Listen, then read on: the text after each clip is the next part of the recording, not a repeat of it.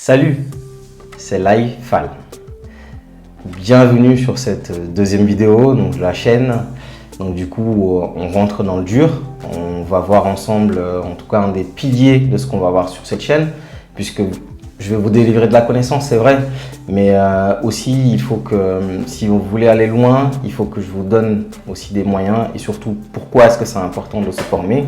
Donc cette chaîne YouTube est un vecteur de formation, mais si vous voulez aller loin, effectivement, il faut aussi multiplier les sources.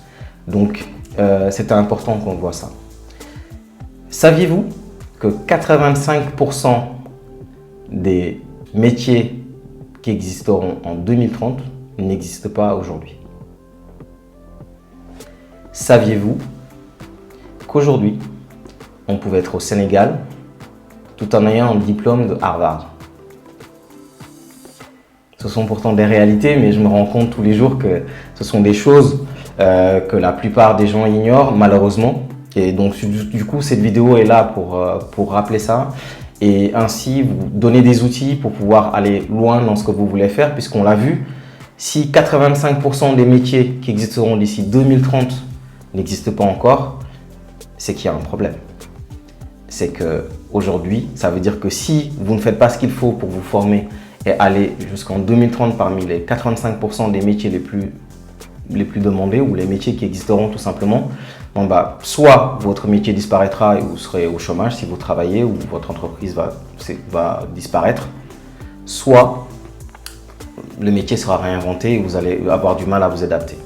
Donc dans tous les cas, il est crucial, pour moi vital dans le monde dans lequel on vit, qui va de plus en plus vite, à avoir cette aptitude à apprendre ce que les Anglais appellent la learning curve. Donc pour moi, il y a deux mondes.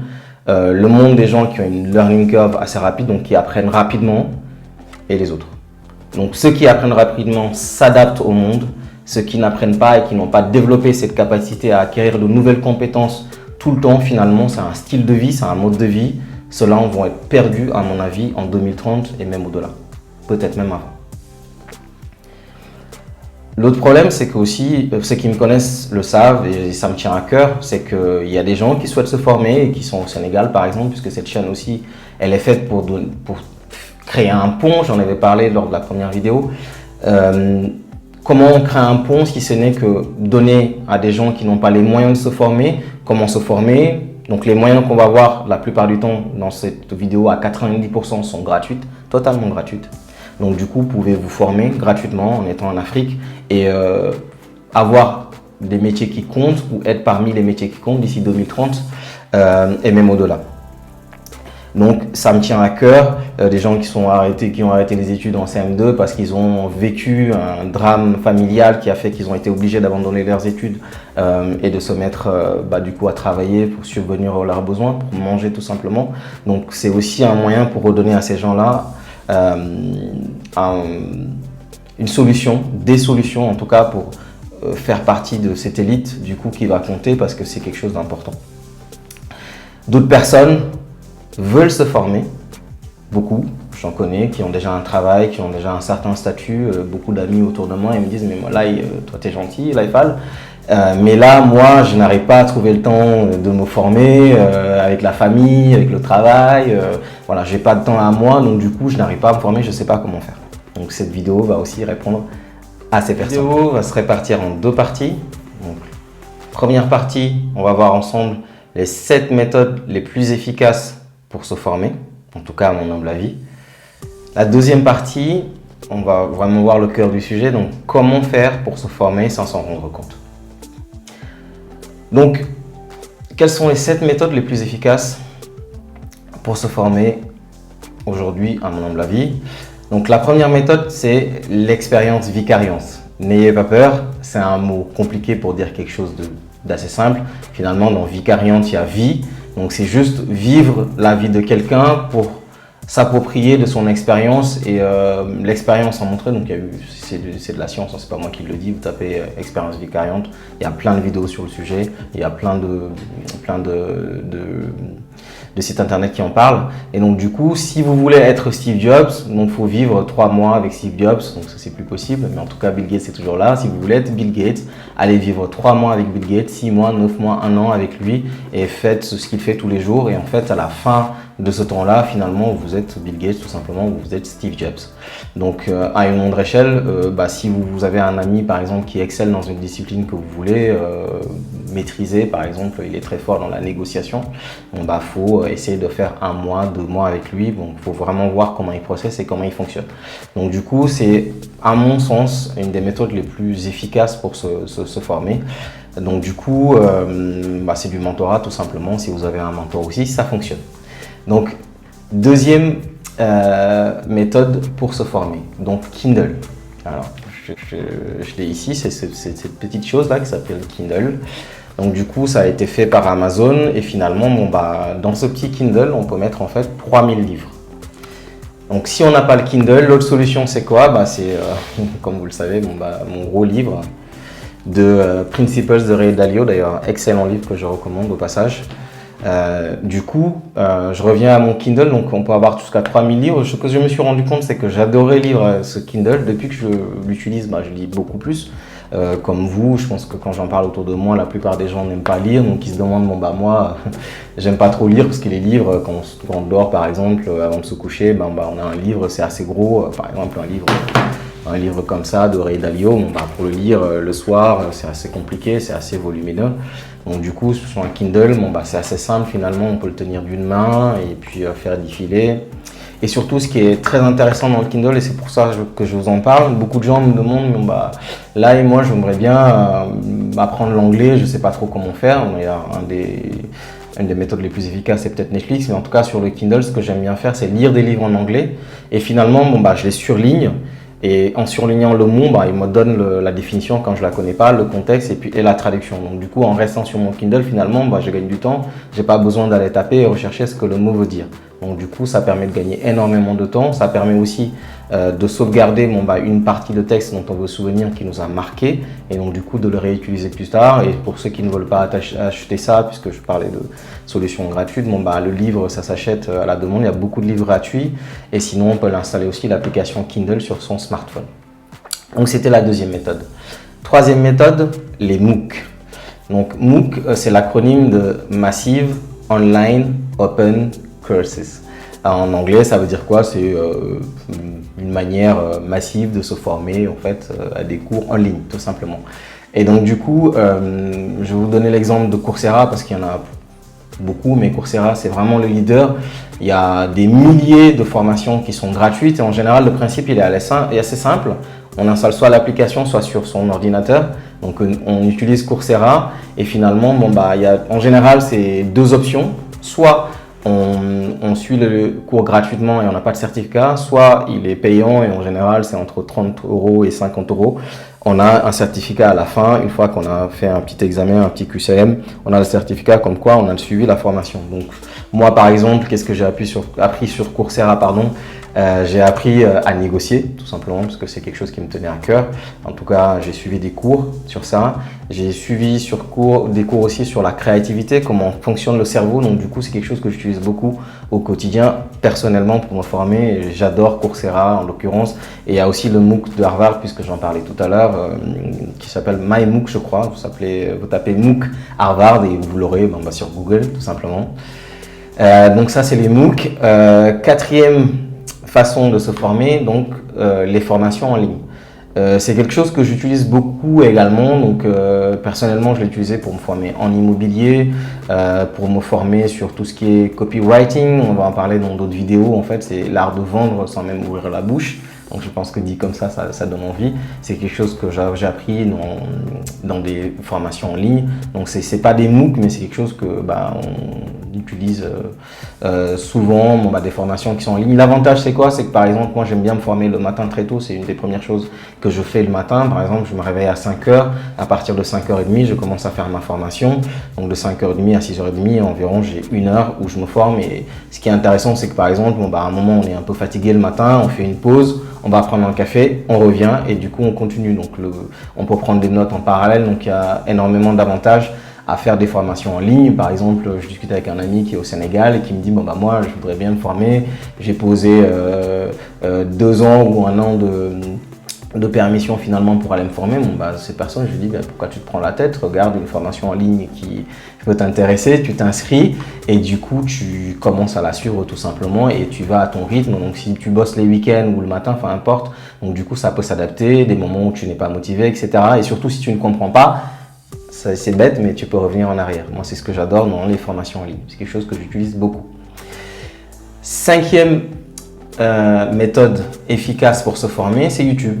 Moi, j'adore YouTube. Vous êtes en train de vous former en regardant cette vidéo. J'espère en tout cas que vous êtes en train d'apprendre beaucoup de choses très intéressantes. Mais par exemple, je ne sais pas si vous le saviez, mais le champion du monde de lancer de javelot en 2015, il s'appelle Julius Yego, c'est un Kenyan. Il a été champion du monde de lancer de javelot, tout simplement en se formant sur YouTube. Vous tapez sur YouTube, Julius Yego. Je me mettrai aussi en bas de la vidéo les références et les liens, vous pourrez aller voir. Et donc du coup, il s'est formé, il a regardé comment on faisait, il s'est inspiré des meilleurs lanceurs de javelot. Et petit à petit, il a évolué, il a été champion du monde de lancer de javelot. Donc YouTube, excellent moyen pour se former. Ensuite, sixième façon de se former, Audible. Audible, j'en parle parce que c'est super intéressant. C'est aussi Amazon qui le fait, décidément Amazon. Ça permet juste en fait d'écouter des livres sous format audio, tout simplement, que ce soit en faisant, moi j'utilise beaucoup de livres audio quand je fais du sport par exemple, parce que du coup j'ai l'esprit libre et du coup ça me permet d'écouter un livre et je gagne du temps. On en parlera dans la deuxième partie. Mais Audible, si vous voulez, si vous n'aimez pas trop lire et que vous voulez écouter par exemple juste un livre sous format audio et que vous êtes très auditif dans la mémoire, du coup je vous conseille Audible. Enfin, septième méthode efficace pour se former, ce sont les podcasts. Voilà. Donc les podcasts, c'est quelque chose que j'utilise moins. Je les écoute de temps en temps quand c'est nécessaire. Ça peut s'écouter dans une voiture. En gros, il y a plusieurs thèmes. Que ce soit les podcasts d'Amazon ou les podcasts de Spotify. En général, c'est gratuit. Il y a énormément de contenus qui ont beaucoup de valeur, surtout en matière de business. Je vous conseille vraiment de regarder, même si je ne suis pas un spécialiste des podcasts. Ensuite, un petit bonus quand même, on a parlé des 7 et moi c'est quelque chose que je fais à titre personnel, c'est ce que je suis en train de faire dans cette vidéo par exemple. Pour moi, une des manières les plus efficaces d'apprendre quelque chose, c'est de l'enseigner, tout simplement. Vous voulez apprendre quelque chose, commencez à expliquer à vos amis ce que vous avez appris. Vous êtes en train d'apprendre du copywriting, expliquer à vos amis ce que c'est. Et en expliquant, tout simplement, on se rend compte des limites et des lacunes de ce qu'on est en train d'expliquer. Parce que si c'est pas clair, c'est toujours de notre faute, c'est pas de la faute de celui qui écoute. Donc ça veut dire que ça met haut la barre de l'enseignement et la barre de ce qu'on est en train d'apprendre et est-ce qu'on a compris ou pas. Donc ça, c'était pour la première partie, donc les 7 méthodes les plus efficaces. Donc à vous de voir ce qui s'adapte le plus à votre personnalité et de le faire. Ensuite, donc cette deuxième partie, on est au cœur de l'objet de cette vidéo, c'est comment faire pour se former toute sa vie sans s'en rendre compte. C'est surtout ça. Et j'ai commencé la première partie pour vous montrer les outils pour que vous voyez à quel point aujourd'hui il y a plein de moyens de se former finalement sans prendre beaucoup de temps et c'est sur des formats assez agiles finalement. Et donc du coup, ce dont on ne s'en rend pas compte, c'est que finalement c'est l'utilisation du temps. Je ferai une vidéo dédiée, mais je fais juste une petite parenthèse. Finalement, le temps c'est juste une question de priorité, c'est quelles sont les priorités qu'on met. Mais ce n'est pas l'objet de cette vidéo. Cette vidéo c'est comment faire pour se former sans s'en rendre compte. Donc du coup, ce dont on ne se rend pas compte souvent, c'est le temps, comment il passe. Par exemple, tous les jours, que ce soit sur Paris ou même à Dakar pour aller bosser, que ce soit en voiture ou dans les transports, en moyenne, on passe 1 heure de notre temps tout simplement dans les transports. 1 heure aller, 1 heure retour, c'est combien? 2 heures par jour. Donc 2 heures par jour sur une semaine, donc une semaine de 5 jours, donc ça fait 10 heures, 2 fois 5, 10, simple. Donc on a 10 heures par semaine pour se former en allant dans des trajets. Donc 10 heures, si on le multiplie par les 52 semaines de l'année, donc on est à 520 heures. 520 heures, c'est énorme. Donc du coup, 520 heures, si on a une vitesse de lecture de 7 heures pour un livre, que ce soit sur Audible, que ce soit sur un Kindle sous format papier ou peu importe finalement la manière dont on veut se former, si on a 7 heures de vitesse de lecture et qu'on lit des livres, 520 heures, c'est l'équivalent, faites le calcul, je pense si ma mémoire est bonne, de 72 livres par an.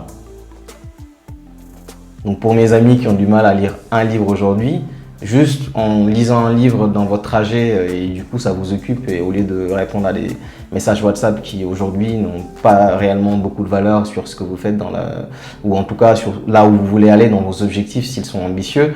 Donc vous pouvez tout simplement en profiter pour lire 72 livres, on l'a vu. Si vous êtes lent, vous pouvez en lire 30 ou 40, peu importe, mais en tout cas l'idée il est là. Donc l'autre moyen, au-delà du transport, par exemple, moi je fais du sport, j'en fais entre 3 et 5 heures par semaine. J'aime bien, quand je cours pendant 1 heure, je fais rien, je m'ennuie, soit j'écoute de la musique quand je suis vraiment fatigué, mais sinon j'écoute des podcasts ou j'écoute des livres audibles, j'en ai parlé tout à l'heure. Donc du coup, en faisant du sport, on peut écouter aussi un livre audible, donc ça permet d'écouter un livre, de se former ou d'écouter une formation sans se rendre compte finalement en courant, etc. Donc l'autre moyen aussi, c'est en faisant du ménage, tout simplement. C'est bête, mais par exemple ici à Paris, on fait du ménage. Donc en faisant son ménage, on se rend compte que finalement on s'ennuie, on a du temps à perdre, et donc du coup on peut mettre ses écouteurs et écouter aussi un livre audio, et sans même s'en rendre compte, finalement on est en train de se former. Donc du coup, vous voyez que finalement, avec les moyens qui existent aujourd'hui, on peut se former et gagner du temps. Donc ce sont 12 livres, c'est énorme. Donc du coup, je vous invite vraiment à regarder les 7 méthodes dont on a parlé tout à l'heure, et de trouver celui qui s'adapte à vous, et d'analyser votre temps aussi, de voir comment vous pouvez finalement optimiser votre temps. Si vous, finalement vous travaillez de chez vous en cette période de Covid, finalement c'est peut-être quand vous faites une pause ou quand vous faites une petite sieste, vous écoutez quelque chose. Donc à vous de voir, mais en tout cas il y a si vous êtes vraiment motivé, c'est facile de trouver du temps, que ce soit dans ces trajets pour aller au travail, que ce soit quand on fait du ménage, quand on fait du sport, ou qu'on sort se promener ou promener son chien par exemple, pour ceux qui ont des chiens. Voilà, il y a énormément de temps finalement pour se former en faisant autre chose et même sans s'en rendre compte. Voilà, donc on arrive à la fin de cette vidéo, et donc du coup on a vu les 7 méthodes les plus efficaces pour se former, donc je vous invite encore une fois à aller le voir.